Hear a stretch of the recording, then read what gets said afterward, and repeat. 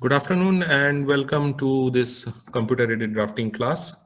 In today's class, our objective, first of all, is to recapitulate some of the things that we have covered previously, specifically how to create different layers, how to provide dimension style, and how to create a template. Once we have done that, then we'll move on to creating a margin and title block, uh, which will be part of the template. And finally, we'll discuss about the problem sheet that was shared with you in the last week. So that is problem sheet 3. So without further delay, let us begin today's discussions.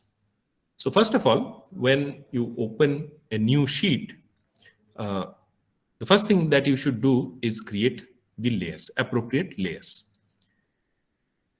What kind of layers are required in a drawing? Suppose an engineering drawing or a machine drawing. Obviously, you will require an object layer or solid layer. There will be a dashed layer, center layer, thin layer, dimension layer, margin layer, and so on. And all of these layers would be associated with different properties. So how do we create layers? We'll go here.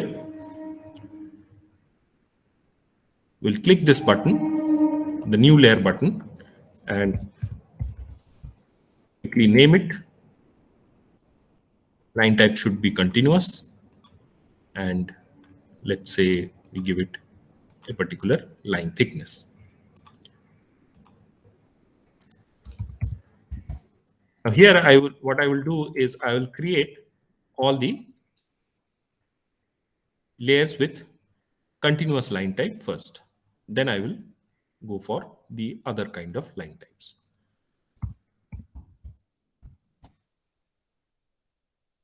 For dimension, let us change the line color.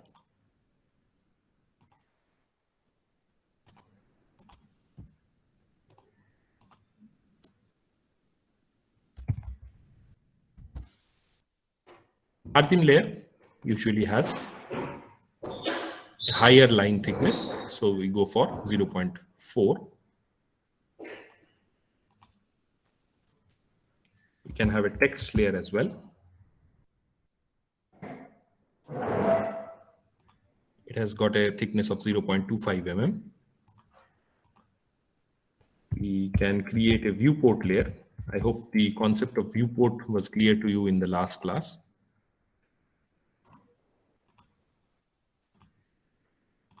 And finally, now we go for a dashed layer. For this, the line type needs to change. I cannot use a continuous line type for the dashed layer. So how do we change it? We'll go to load, use ISO dash, press OK. And also at the same time, I will load this center layer. This is the center layer, press OK. And now you can see that they have come over here. So for the dashed layer, I'll select the ISO dash and press OK. Let's change the color to blue.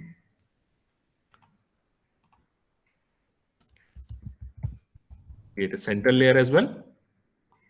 Change the color to red. Line type should be center. And the line weight is 0.18. Half of the thick layer or the object layer.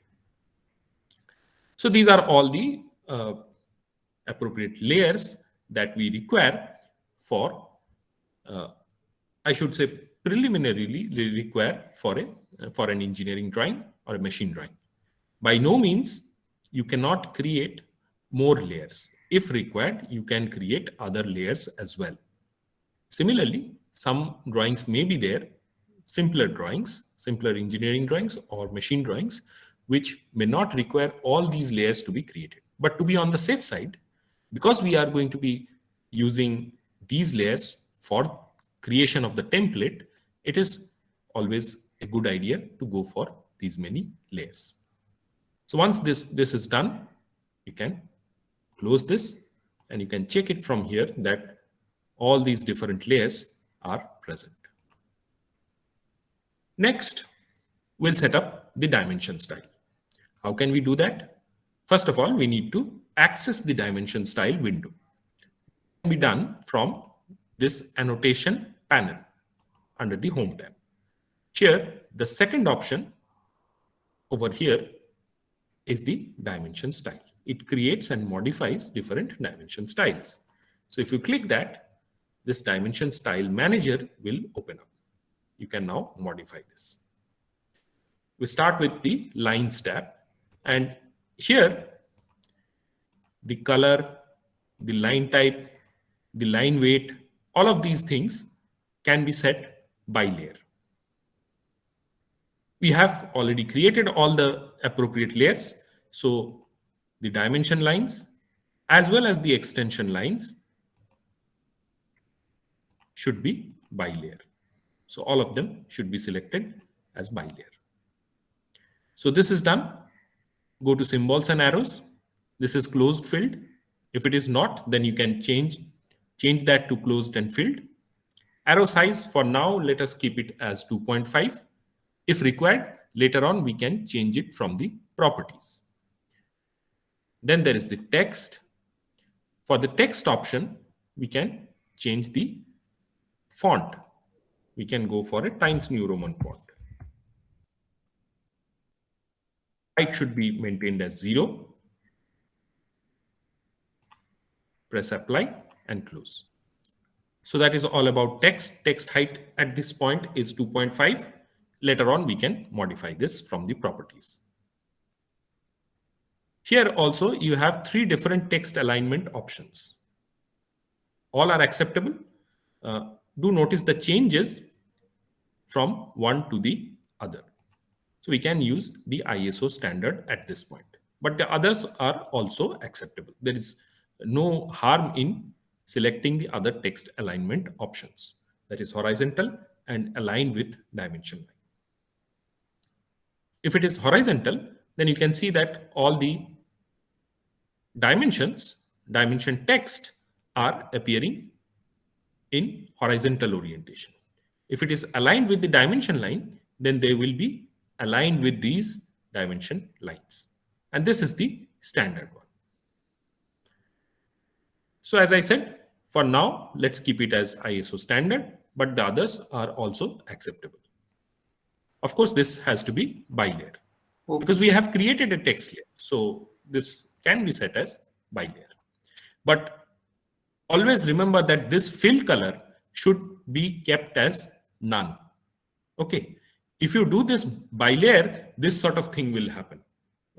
So that should not be made by layer. This should always be none. That is the fill color option. So once that is done, we can move to primary units. In fits, we do not need to select any options. Here, that is decimal. Precision you can change as your drawing requires. For now, let us keep it at 0.00. That is 2 places after the decimal. And the important thing that needs to be changed here is the decimal separator. Now this is comma. That is probably a European thing, European style. But here we are more comfortable with the period. That means the dot. So this is the decimal point. So that needs to be selected. Change it from the comma to period.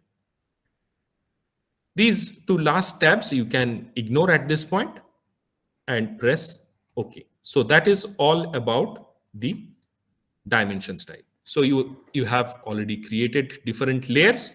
You have made the appropriate changes to the dimension style. Next, you just move on to the second tab, that is the layout tab. Now you have to set up the page. This is a viewport. If you bring your cursor over to here, this is the default viewport, as you can see.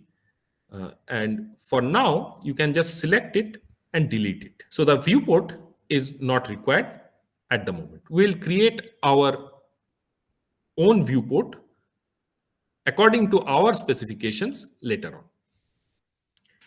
At this point though, you have to set up the page. So the command is page setup.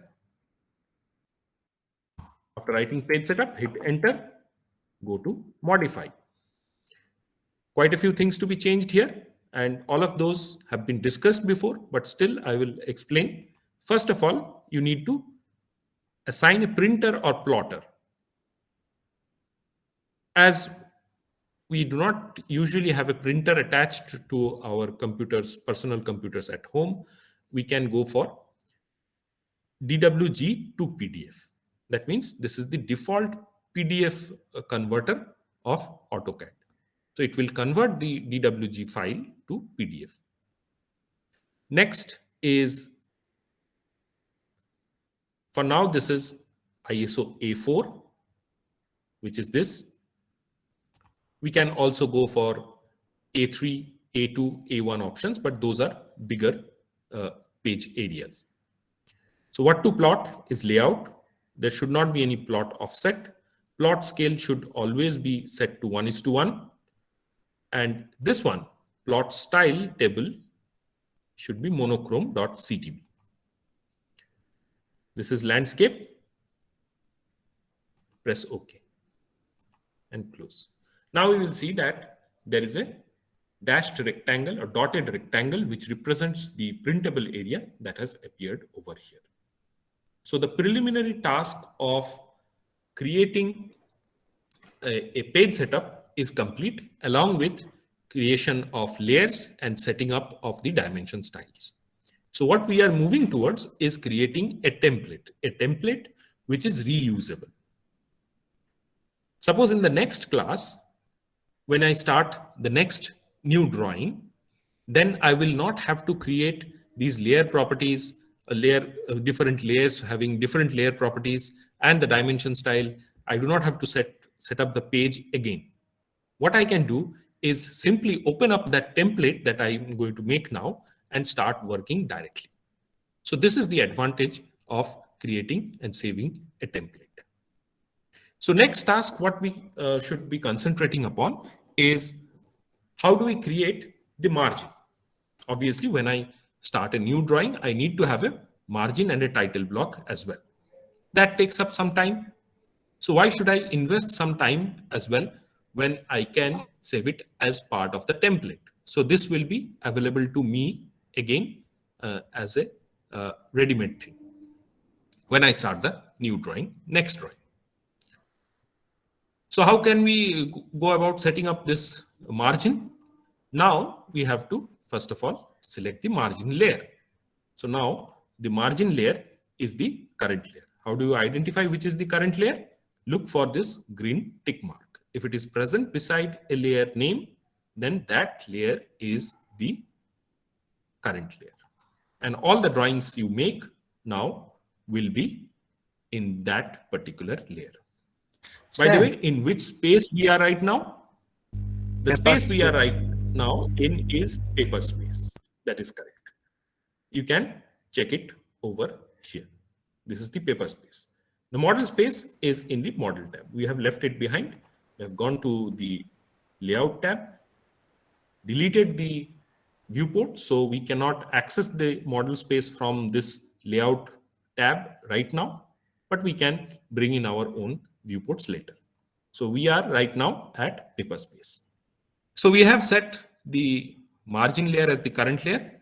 Let us now begin to draw the margin. I have selected a rectangle, simple rectangle over here, and going as close to the dotted or dashed rectangle as possible, I will create this one. So this is the outer boundary of the margin. You can check the print preview and you can see that the entire rectangle is visible. That means everything is within the printable area. Next, we'll use the offset command. Offset distance should be set as 10. Then hit enter and select the rectangle and click on the inside. Hit enter to go out of the command. So you have created the basic outline of the margin. Now we'll explode the in a rectangle, break it up into its component parts, and next we'll use the divide command so that the grid references can be provided. The alphanumeric grid references need to be provided along the top and the sides.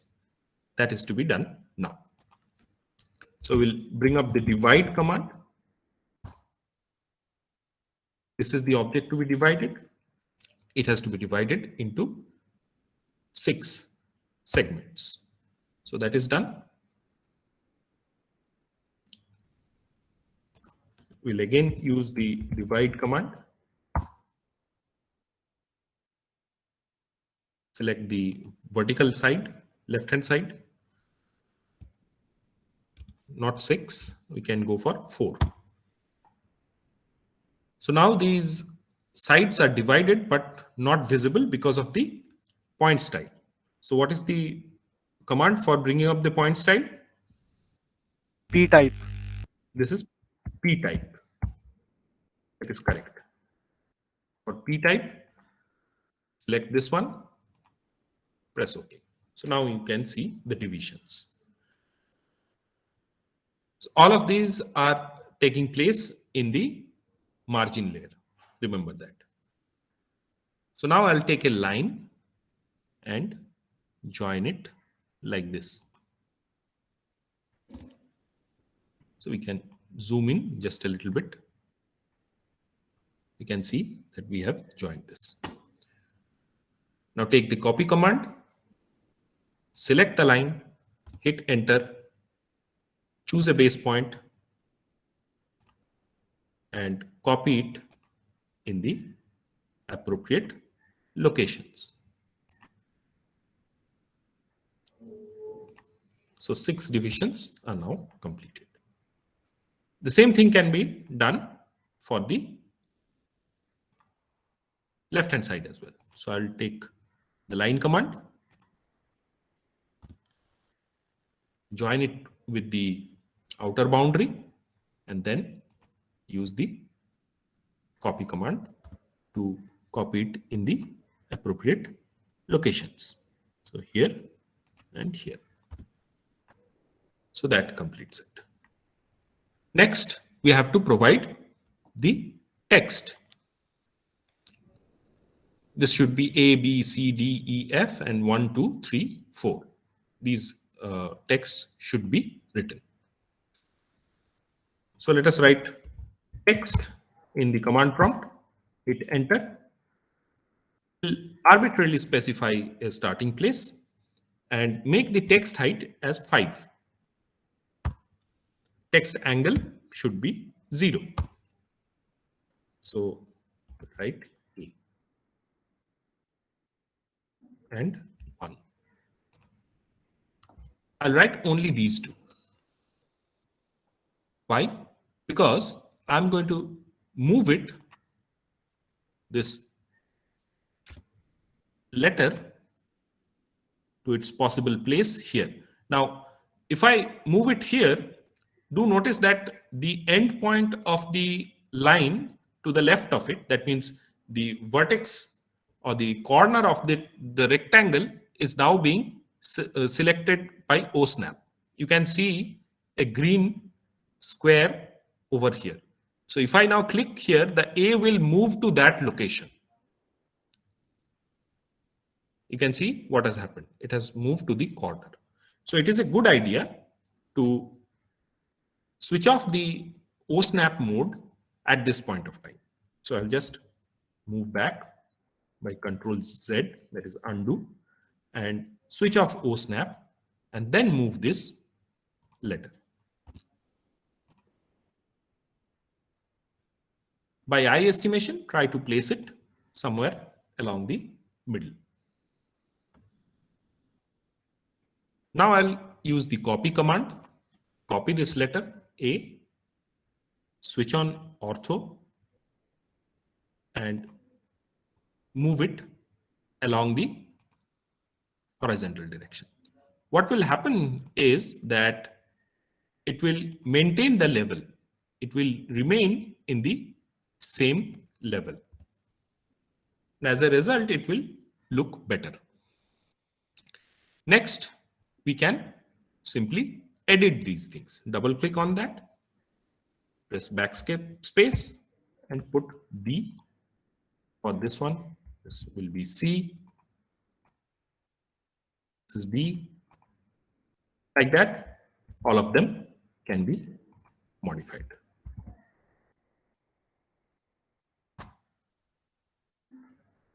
Repeat the same thing with the number. For now, let's put off the ortho command. We put it here. Then go to copy the number 1 with respect to this base point. We'll move it vertically down. Ortho should be switched on. Switch off the O snap. And that's it. We'll edit it again. Make this 2. This is 3. And this is 4. So now we have to copy the entire grid to the bottom portion here and to the right over here. So carefully select these different letters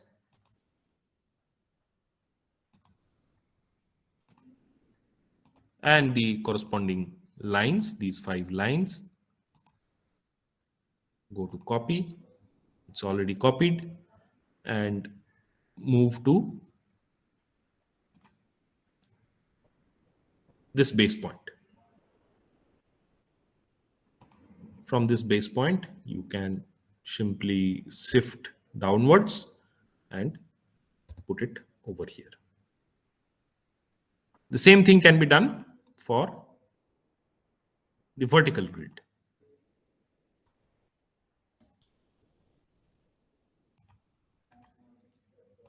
Select the different objects carefully.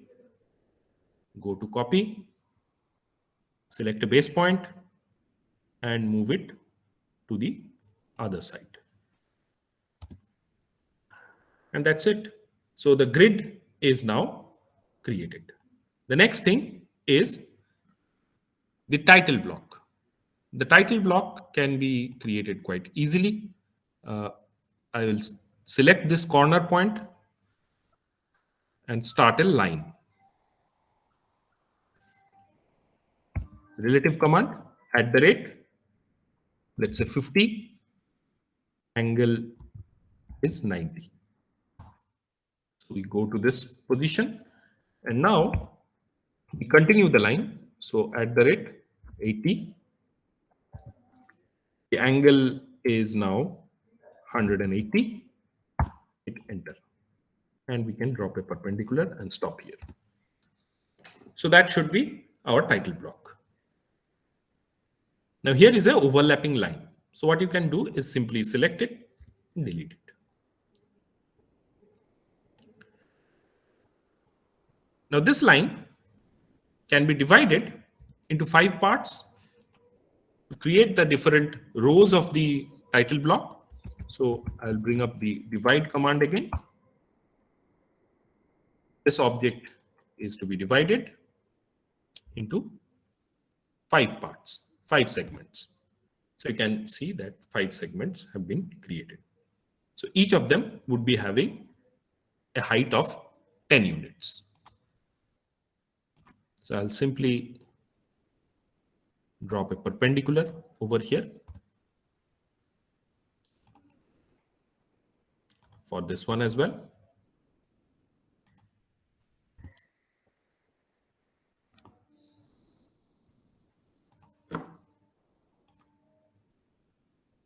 Like this.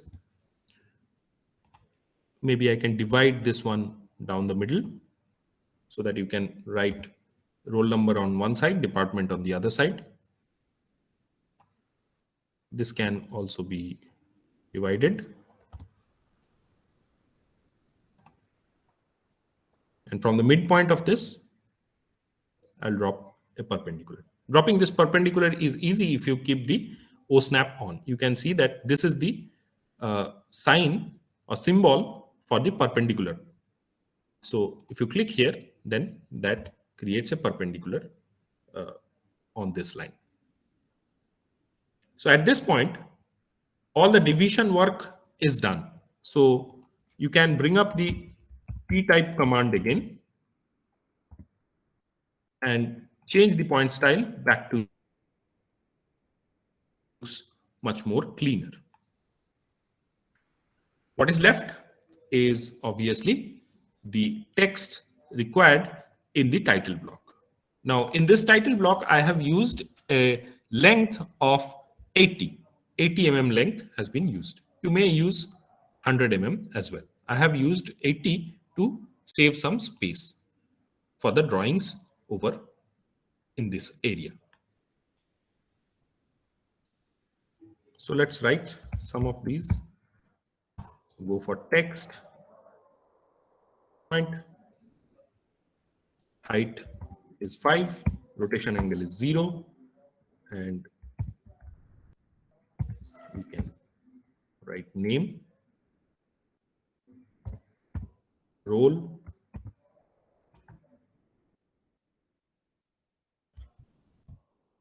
department,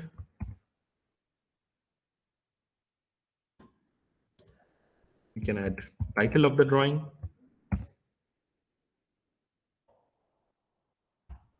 scale, and projection symbol.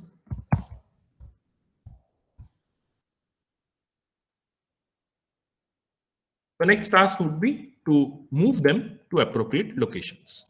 So select this. Also switch off ortho.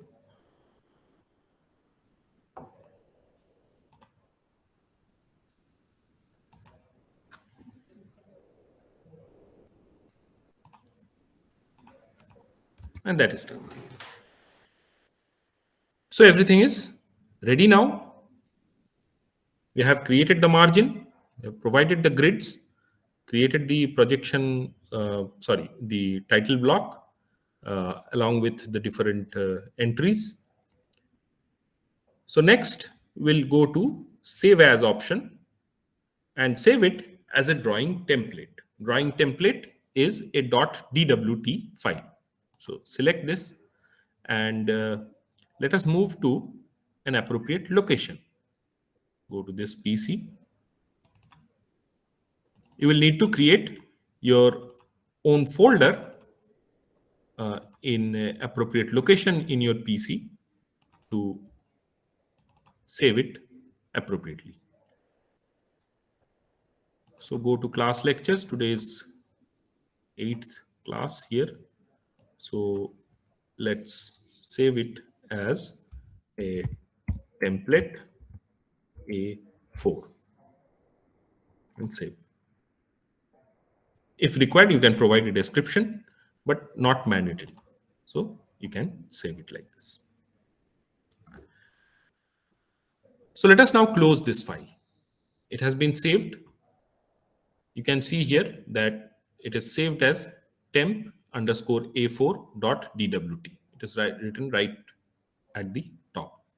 So it is saved as a template file. So let's close this and go to the location where I had saved it. So you can see this is the template file. So when you are to create a new drawing, then you can always start with this template.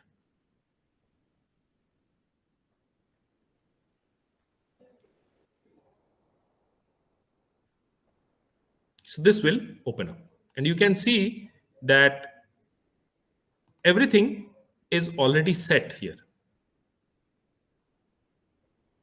All the layers are present. The page setup is done. Your margins and the title blocks are ready. So you can just simply start drawing the components or drawing whatever you need to draw from here or the model space. So this is how you can create a template and use it effectively. By the way, one mistake that we had done while creating the template is we have not changed the layers or layer of these different texts. So they should be in the text layer. So you can just change it like that. So when you open it up like this, then your first task should be to save this. Now, you are not going to save it as a drawing template. You are going to save it as a drawing file. If I want to do the problems given in sheet 3, let's say problem sheet 3, we can name it as sheet 3.dwg. As a result of it, your template remains unaffected. The template does not change. So now whatever you draw here will be saved in this sheet3.dwg file. It does not affect your template. The template remains as you had saved it previously. So obviously now if you move to problem sheet 4, then again you can use it to use that template to lessen your workload, at least the prerequisites that are required for your drawing is already completed and present in that template. So that lessens your workload. If you are going for a, say, A3 sheet, you will have plenty of space. So space is not going to be a problem. Because this is an A4 size sheet, and I just wanted to demonstrate a simple title block. That is why I have gone for this. So this can be changed. Another thing is that there are standard title blocks as well. Means how a title block should look like. If you have a look at some drawing books, engineering drawing books, you will see some standard title blocks presented over there. So you can go for those as well, but those are quite elaborate. So they will take up a little bit more space.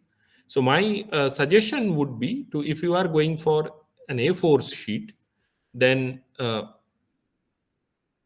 go for the simplest possible title block. No need to go for standards. So whatever the important informations that are required, that should only be provided. That is name, roll number, department, and title, like that. Otherwise, have a look at the engineering drawing books. There you will have title blocks which are means standardized, and you can use those title blocks for larger size sheets such as A3 and A2. The problem with A3 and A2 size sheet is that we do not get printers of that specification quite often. So you will require a A3 printer, and A3 printers are difficult to come by. Usually we have A4 printers. That's why I have shown you this A4 printer. But one task as a practice that you can do is start from scratch, provide the layer properties, create different layers, make the changes, requisite changes in dimension style, and create a template in terms of an A3 sheet. Set up the page in A3 and create a drawing, create a margin and a title block, a standard title block. So that you can take as a home task.